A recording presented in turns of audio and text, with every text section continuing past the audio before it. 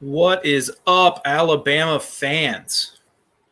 My name is Zach Ramilius, and you are looking live at the voice of college football, Alabama Live Postgame, as the Crimson Tide knock off the Mercer Bears 48-14.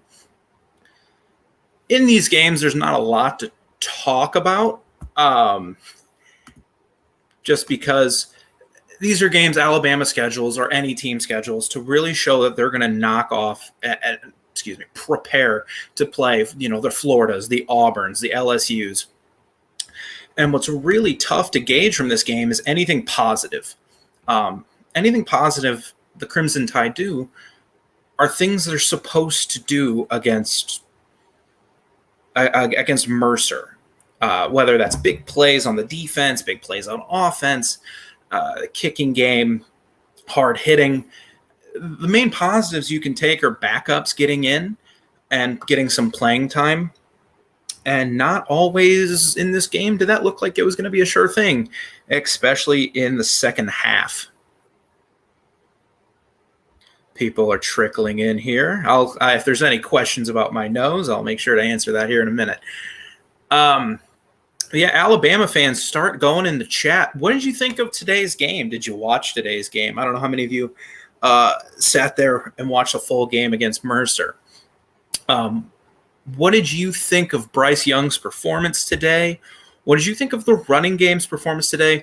And should there be any concern that in the second half, Alabama only outscored the Mercer Bears 17-14? That's it. At times, it was a pretty tough half to watch. I have a couple concerns, though, about the Crimson Tide. One is the running game. Brian Robinson was fine today. 10 carries, 70 yards, and a touchdown. But there was no explosiveness to his running game today. His long was 14 yards. He did have a touchdown. Milroe had a 14-yard gain when he came in on the last drive to play quarterback. And let me tell you, that kid is built like a truck. And he looks like he could be a lot of fun, maybe not as a quarterback, but doing some different things. He obviously needs a lot of work. And they talked about that on the broadcast today. I mean, other than that, Trey Sanders had a 16-yard game, but only 4.7 yards a carry against the Mercer Bears. That could be an issue. You look at what's coming up on the schedule. Next week, they have the Florida Gators. Then they take on, your Auburns at the end of the season, LSU at the end of the season. After the game against Florida, they have games against Texas A&M. It's not going to be the easiest road for the Crimson Tide here, and that running game really needs to get going. It needs to be a little more explosive than what it has been. As far as the defense looked fine. In the second half, a couple mess ups, and you saw Nick Saban screaming and yelling some expletives. You could hear him mouthing, "Do your job," which was kind of funny. And that led to the Mercer quarterback, Fred Payton, 9 for 15, 159 yards and 2 touchdowns. For an FCS quarterback, he looked all right. And let me say that. Give Mercer a lot of credit. They came into the Bryant Denny. They didn't look intimidated. They were flying to the football, especially early on. It's another thing I'm going to touch on with some negatives, because all you can take away from games like this are some nitpicky negatives. There's nothing real positive unless you want to talk about the backups. But those aren't going to matter come Florida next week in the Swamp. So, and of course, we'll talk about that slow start. But the Alabama defense looked fine for the most part. Second half, when the backups started coming in, Mercer seemed to get things going a little bit, and the yardage was pretty close. But for the most part, not too concerned. Only 425 total yards today from the Crimson Tide. That's not going to cut it. That's not good enough, and I'm sure Saban will let them know. That's not good enough when you're the number one team in the country against an FCS team. I mean, I'm just pulling up the stats from Miami real quick. No, I do not want Disney Plus. I already have it. I mean, against Miami, 501 yards. So this is a game, obviously, too, where they're going to work on some things as they prep for their SEC schedule. They weren't always going to play their whole offense or do everything that this team can do. Bryce Young barely even looked like he wanted to run the ball, let alone direct quarterback scrambles or whatever they have in their playbook with Bill O'Brien. So, I mean, offensively, you can talk about the lack of a explosive running game. But the main thing I also wanted to talk about here as far as negatives go, and then Alabama fans, I want to get you guys in the chat talking. What are your concerns as you dive straight first into your SEC schedule next week against Florida? That start was pretty bad. They didn't come out looking ready to play on offense. I mean, first drive of the game, 4-yard run, 4-yard pass, sack, punt. Second drive, incomplete pass, 10-yard run for a first down by Robinson. Woohoo. 1-yard run, incomplete pass, offsides penalty, another first down. And then that was the drive where on that 2nd and 9, Jamison Williams was just an atrocious drop. Just an atrocious drop. And then he followed that up with some unsportsmanlike conduct that got him pulled off the field, and I'm sure he heard it from his coaches. And then Alabama had to punt. So first 2 drives of the game, they were punting. That's not what we expect from the Crimson Tide. Defensively, they were fine. But it was a slow start offensively. But then in that 3rd drive, they really got things going. Of course, they had a punt, blocked a punt for a touchdown. You know, this isn't 2016 where every game it seemed like Alabama was returning something for a touchdown, a fumble, what have you. But this definitely was a nice return to form. Chris Braswell with the pump. Jace McClellan returned it, 33 yards for a touchdown. And then the next drive, they come out and get an interception. You know, it was a pretty bad pass by Carter Peavy, but McKinstry with a nice play on the ball. Got it, and then Alabama just kind of took over for a little bit there, and they asserted themselves. I mean, that next drive, 14-yard run, 8-yard pass, 14-yard run, 14-yard pass, 4-yard run. 5 plays, 55 yards, 54 yards. It looked like it was nothing. And they got the touchdown, and then from there, it was just the Crimson Tide till the end of the half. They forced another 3-and-out touchdown, another 3-and-out. Then they had a 3-and-out on offense. They didn't go for it on 4th and 1. That happens, especially in these games. You don't want to show your full playbook. Forced another 3-and-out touchdown, another 3-and-out field goal, end of the half. So from that 3rd drive to the end of the first half, Alabama looked like you would think Alabama would look in these types of games. Dominant, moving the ball at will. Yes, the explosive runs weren't there, but they were consistently getting 5, 6, 7 yards a pop, getting into the end zone with relative ease. And then the second half started off that same way. 3-and-out for the Mercer Bears. Come right back. 5 plays, 81 yards, touchdown, Alabama. And then Mercer responded with 5 plays, 85 yards, and a touchdown of their own. A 60-yard bomb from Fred Payton to Devron Harper, where Nick Saban.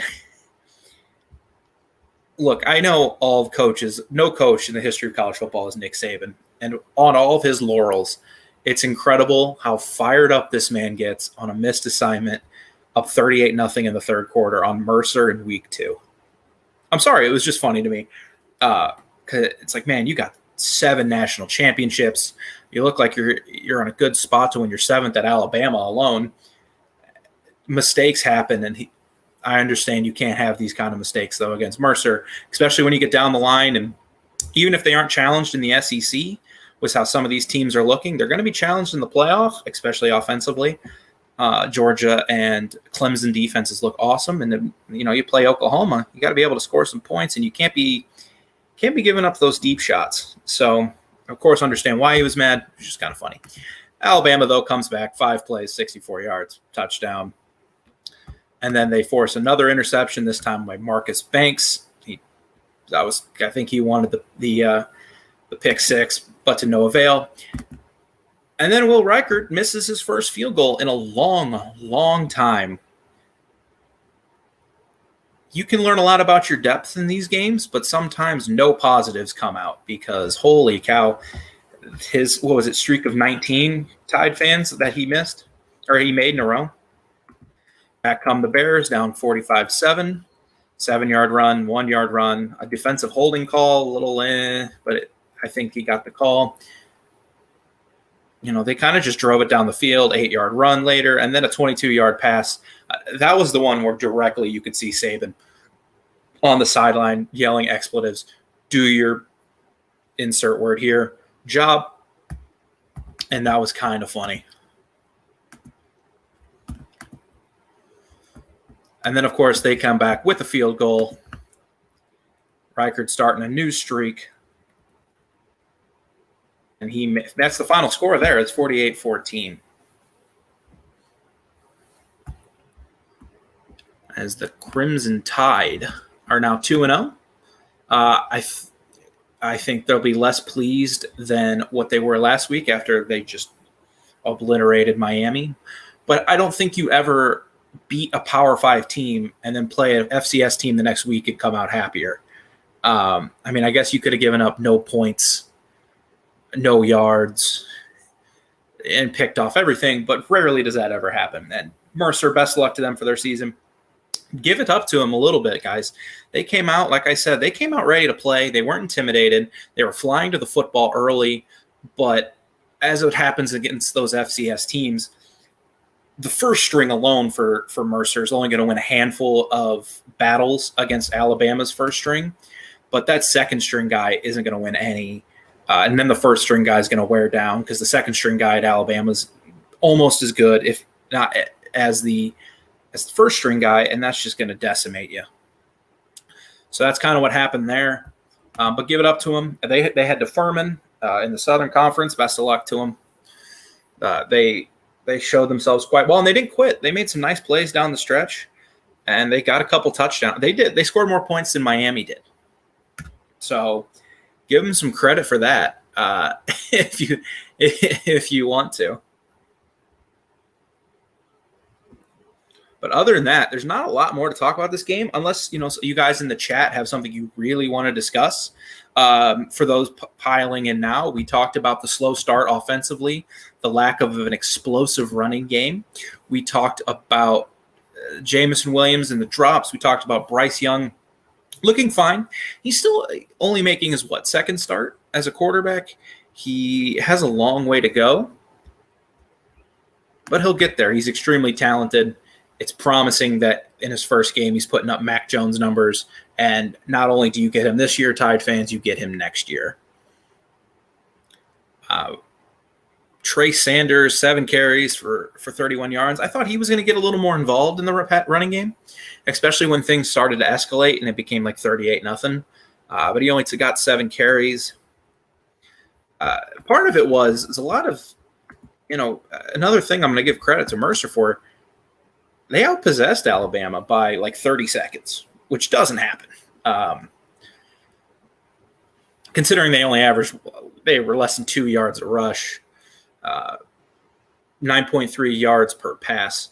So credit to them for that. 236 total yards, 2 turnovers for the Bears, 13 first downs compared to 24 for Alabama. Those are kind of your team stats. Bryce Young, man, he looks like he could be special. And with a lot of how some of these young quarterbacks today have played around the country, you have to be pleased if you're a Bama fan. He hasn't made any brutal mistakes yet. Last week against Miami, the Hurricane were able to get some push on the offensive line, get some rush, and he was able to kind of avoid it, get some passes downfield to Jamison Williams, Mechie, and they got a good one down there in Tuscaloosa.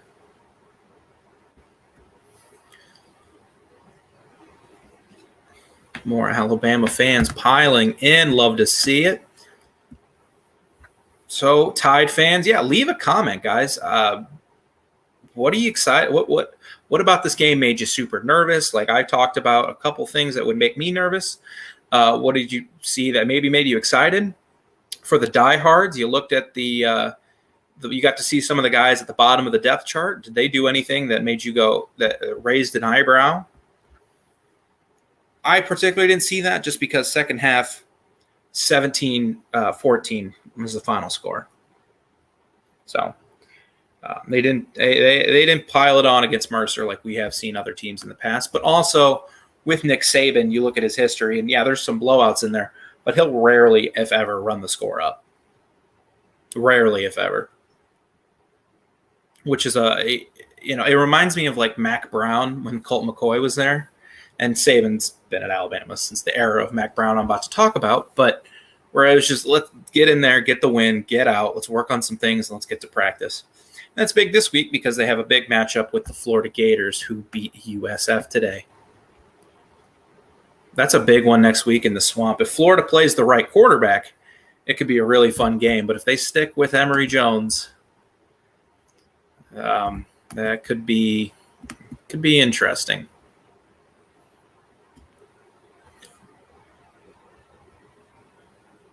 .2:30 kick next week, of course. You're getting back to the SEC. Things are starting to get back to normal. Oh, we're all just rejoicing about that. Look at some Florida stats right here. And we joked around with Nick Saban getting super upset with the big play from Mercer, who had missed assignments. But if Florida goes with Anthony Richardson next week, 3 for 3 today for 152 yards. So, suffice to say, he can make the big play. He can do whatever he wants. 4 carries, 115 yards. This dude is a tank. He's the right quarterback. He's not – Emory Jones is fine. He went 14 for 22, 151 yards, 1 touchdown, 2 picks. But if you're an Alabama fan, you're definitely hoping that they start him over Anthony Richardson. Because if Anthony Richardson comes in, some of those mistakes that were made today against Mercer on the back end could lead to some long plays, some long touchdowns, and it could be a long day for Florida or a long day for Alabama if it happens. But we'll see. The Swamp's going to be a great atmosphere. I have a friend that works down there. He's super excited for it. Alabama fans, are you excited for it? I'm sure you are.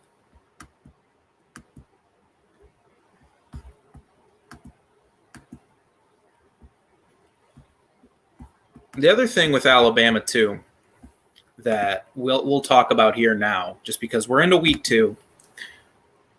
If you look at their schedule moving forward,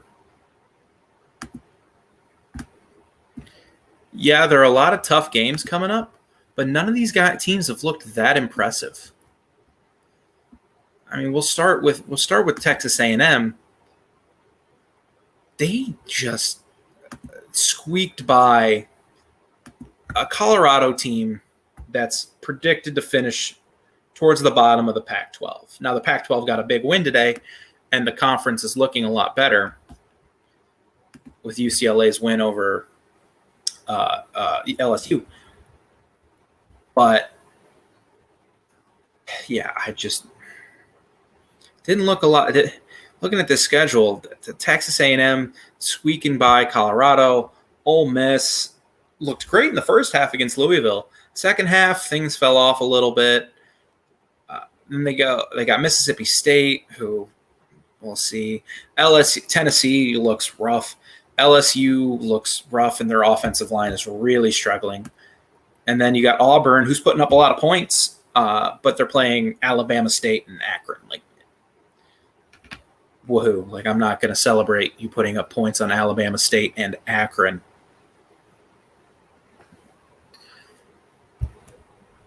Tilt that camera a little bit just so you guys can see my beautiful face just a little bit more.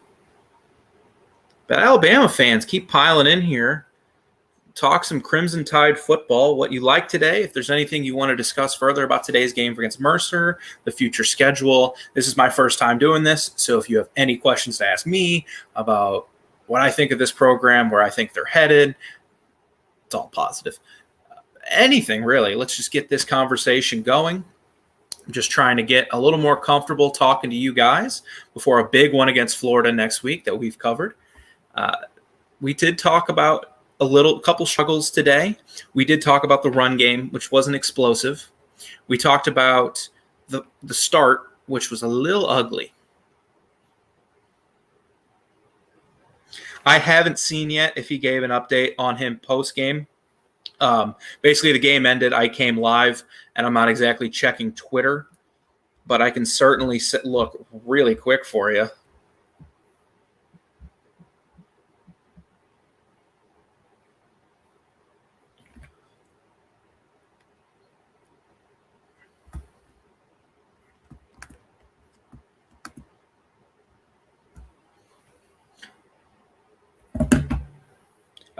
From Cecil Hurt, Will Anderson went out. We're checking out his knee, and he's questionable. So that's the answer I can give you. Hopefully he's healthy. Of course, they lost a linebacker last week. Alabama has depth, but you can only lose, so many starters before that really starts to thin out. We saw that in 2019 where everybody got hurt, and then all of a sudden a bunch of freshmen are playing this year's dominant defense as juniors. And it was ugly at times. Looking at that Auburn game, especially against Bo Nix. So hopefully he's okay. Yeah, that's the update I can give you. Nick Saban post game. Will Anderson went out. We're checking out his knee, and he's questionable this week.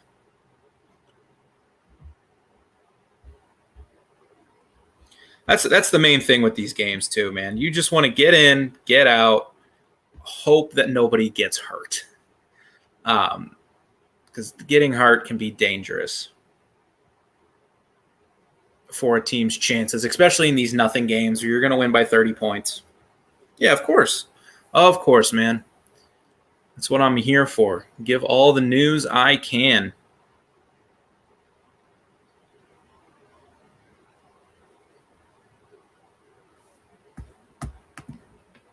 And with that depth, it's going to be tested here. I mean, you got Florida next week. Then you got a game against Southern Miss that should be a little bit easier, obviously. And then you verse Ole Miss, at A&M, at Mississippi State, Tennessee, LSU. And you don't have a bye week until before that LSU game. So these guys, by the time they leave Knoxville, they're going to be just exhausted playing 3 ranked teams, a couple rivalry games, got games on the road. It's going to be brutal. So, even Will Anderson coming out with an injury is going to be rough. Depth will be tested for the Crimson Tide. Now, of course, what's fortunate for them is they recruit better than anybody in the country, and they have plenty of depth, but you won't know until they get that until you get that experience, and the action is live on the field. Who are the Tigers playing tonight? McNeese State. Is Ogeron's son their quarterback? I'm sure that'll be fun for him. And if they look bad today, boy, that's gonna not look good for Ed Ogeron. You can't look bad against McNeese State. Has that game started yet? I don't think it has. I think it was a late start. 7 o'clock start. Against the McNeese Cowboys, who are 0-2 on this, or 0-1 this season. They lost to Sam Houston State last year in their final game of the year, and they lost to West Florida 42-36.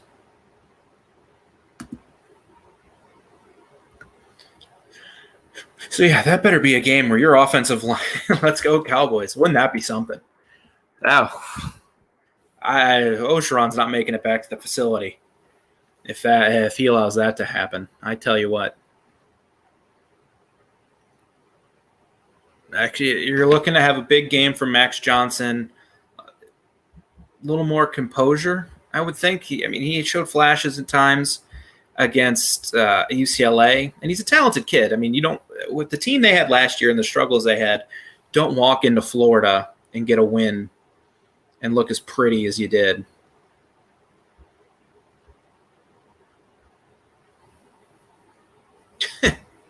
But man, that would be something if the Cowboys pulled that off.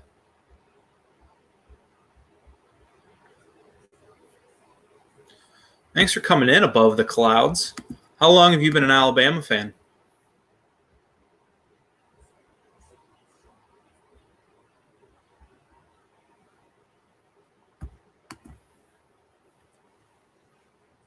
Because I'll just be honest with you guys right here. I'm not an Alabama fan. Mark asked me to do this, of course, here at the lovely voice of college football. I said, yeah, it's hard not to know everything about this Crimson Tide program as they play big games week in, week out. And, I remember Greg McElroy tiptoeing down the sideline against Urban Meyer and Tim Tebow's Gators. I was there. Good. That's a good response. I was there. I was there when Mark Ingram and Glenn Coffey were running around in 2008, 2009. Glenn Coffey was not in 2009. He was in 2008. I've been there, man. I've seen it all with this Crimson Tide program, and the most heavily reported on thing in sports at points. So I was asked to do it, and I had no problem with it. It's a lot of fun because talking about teams that win are fun. Sometimes it feels like it might be easier coming in here and just bemoaning a bad team, like if I was doing this for, I don't know, Tennessee. Not to be too mean to Tennessee fans, but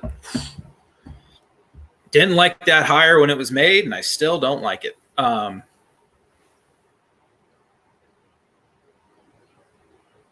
But yeah, it's fun. I'm going to have a lot of fun doing it. I need to maybe get like a Crimson Tide polo or something. I'm just kind of wearing a short sleeve button up as I get ready for this night slate of games, the end of Iowa State and Texas, Arkansas. I'll be make sure to turn into the Missouri game.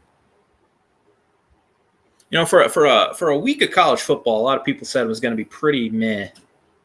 It's been a lot of fun. So I think people just don't know what they're talking about because every weekend, especially after last year, every weekend of college football is a good weekend of college football.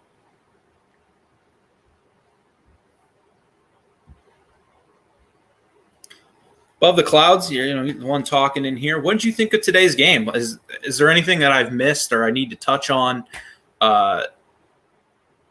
Because I think I've touched on basically anything you can gain from a game against the Mercer Bears.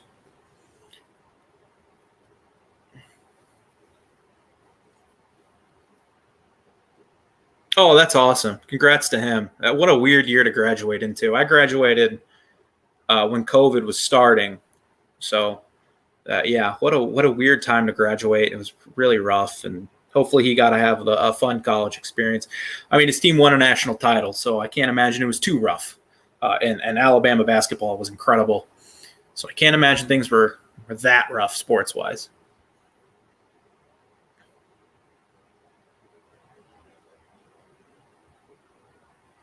Boot up this Missouri game.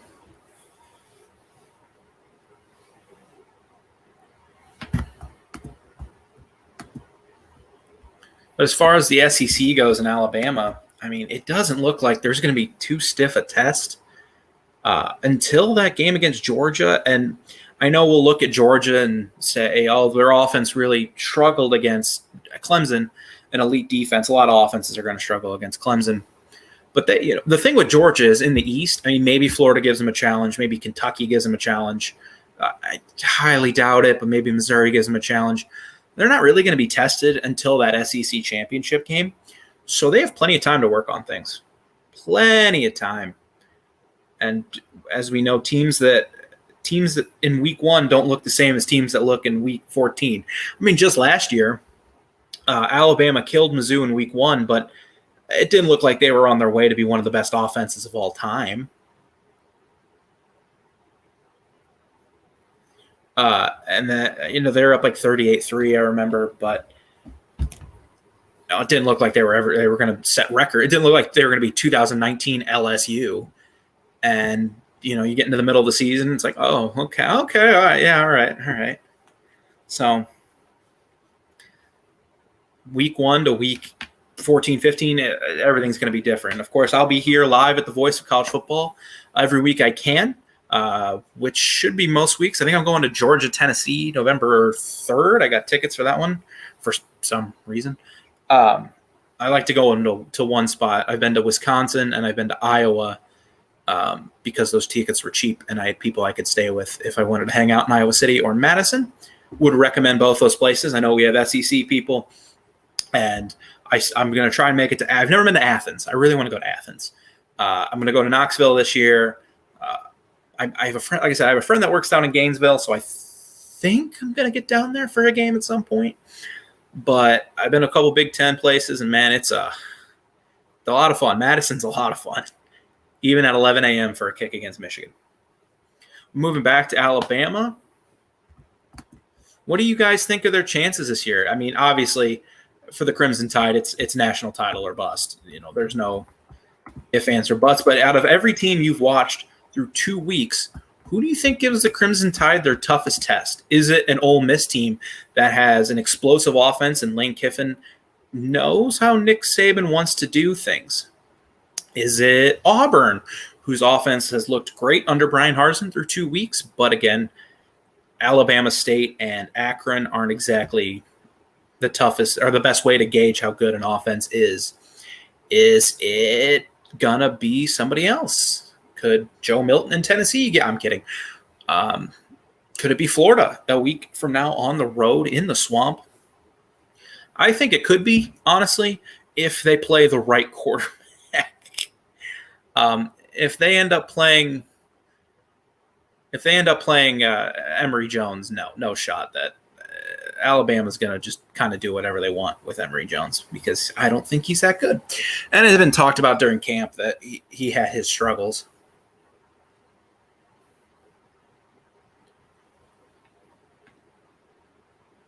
I mean, the Alabama receivers were the Alabama receivers today. A couple big plays from them. No 97-yard play like last week. But Early went for a 39-yard gain. Mechie had a 41-yard catch. McClellan had a 21-yard catch, his only catch of the day. All in all, it's hard to gauge too many positives. Like I've said repeatedly from this game, and most of the time when you play an FCS team, you're not going to be able to really pick out the positives. Unless you want to get super specific and be like, this walk-on had a great pancake block at this juncture of the fourth quarter. It's complicated. For the most part, it's going to be like, yeah, Alabama or Clemson or Georgia. Georgia against UAB today. They did what they're supposed to do. A couple mistakes. You can nitpick some things like I have. But for the most part, nothing to be too concerned about. As long as Will Anderson's healthy. So if he's hurt, then there's issues.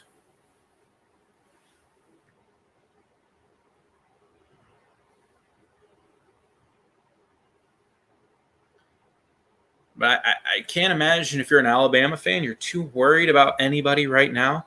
I'll say the same thing for Georgia that I said for Clemson, though. I know they looked rough offensively, and they couldn't run the ball. And I think ETN was a bigger part of that offense than Clemson fans would like to admit, more than Trevor Lawrence. But again, they have such a long time. They're not going to get tested in the ACC. Who's going to test them? North Carolina State, maybe for a half. North Carolina and Miami look awful, or not very good. The teams that we thought were going to test them, Virginia Tech, no, not going to give them a game. So it'll be interesting coming down the stretch who gets better. Well, Ohio State defensively just the Ohio State looks like the JT Barrett Ohio State teams where there's no vertical passing game. They have a lot of talent, and it's not as good of a defense, though. They don't have Joey Bosa. or Nick Bosa or Chase Young or whoever. But you know what? The last time we said this about Alabama or Ohio State, they had lost to, what was it, Virginia Tech at home, and they won a national title. Alabama fans, you'll remember all too fondly. So it'll be interesting. It's going to be an interesting season. I'm not sure.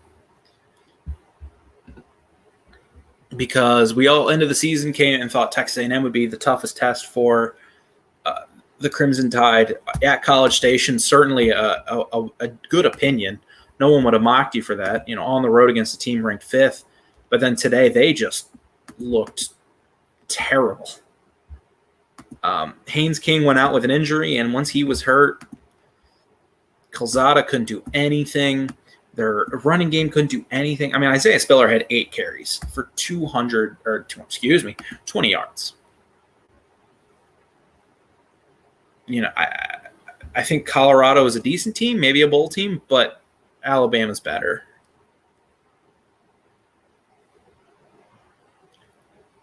So you really have to wonder who in the SEC West is going to challenge, because somebody will.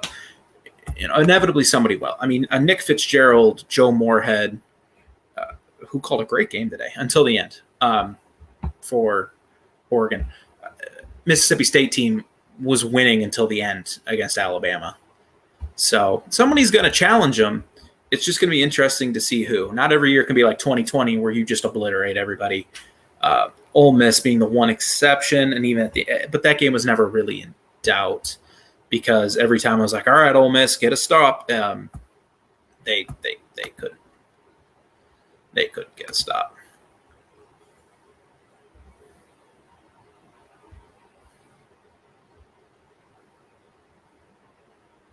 Man, Kentucky's offense looks great.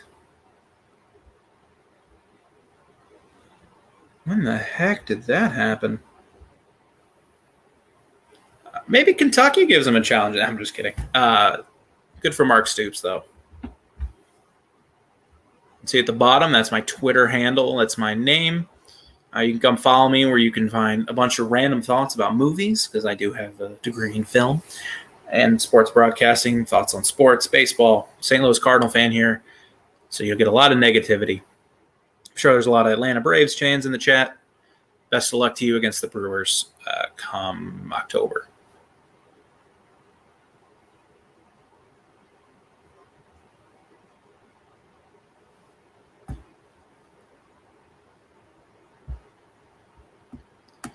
Yeah, Alabama wins their Week 2 game against Mercer, 48-14, in a game where, woohoo,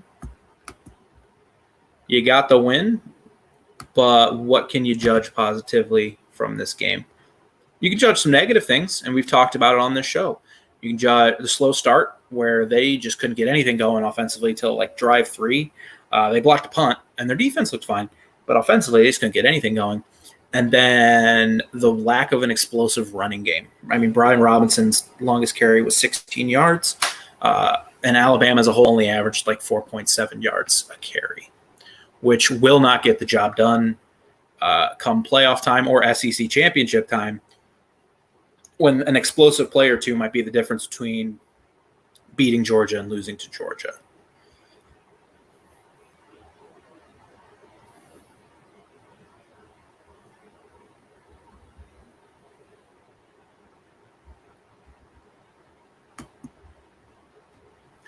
The thing with Texas A&M, though, I will say, is that their starter did go out, and I know Haynes King is pretty widely regarded, or is pretty hyped up by their fan base. He's talented, but he's a freshman. I don't know how that's going to go well with Nick Saban. But, of course, we'll just have to wait and see, because that's the bad thing when your teams play these as a fan. When the teams play these kind of games, you're just looking forward to games down the road, and you're like, okay, I just got to get through this. Hopefully the other games are good. And we have had some good games today, because, I know this game's going to be miserable. Georgia UAB, I'm sure Georgia fans were super pumped up running out of that one. Maybe they are by Stetson Bennett's performance. But he's not going to be the starter. And if he is, they're in trouble. So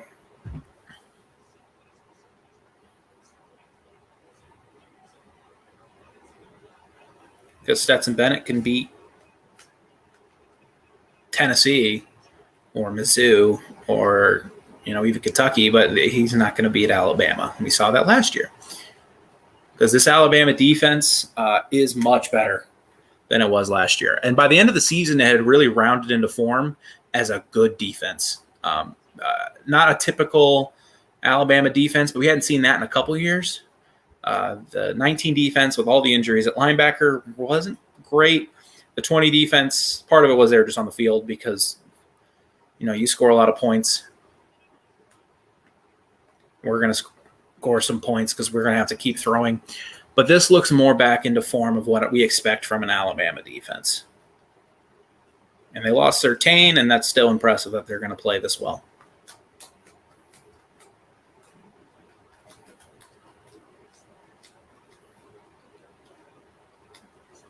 I think I'm going to wrap things up here before too long. Are there any other Alabama fans, or if you're a fan from another team that want to add anything to the chat before I head out and we start watching these night slate of games? Arkansas up early on Texas. That's a good sign. Kentucky is up early on the Missouri Tigers. And the first SEC conference game of the year as Texas just shanked a field goal. SEC rivalry budding right there. Anybody else have anything they want to say?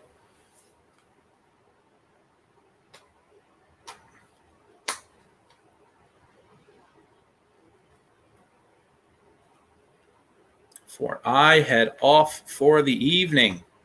And next week, this won't be on my nose. I got an ugly sunburn at the Cardinal game the other day. I wanted to go see Albert Pujols, and yeah, I have no self-control, so I just kind of picked at it, and it got really scabbed up, and it looks bad.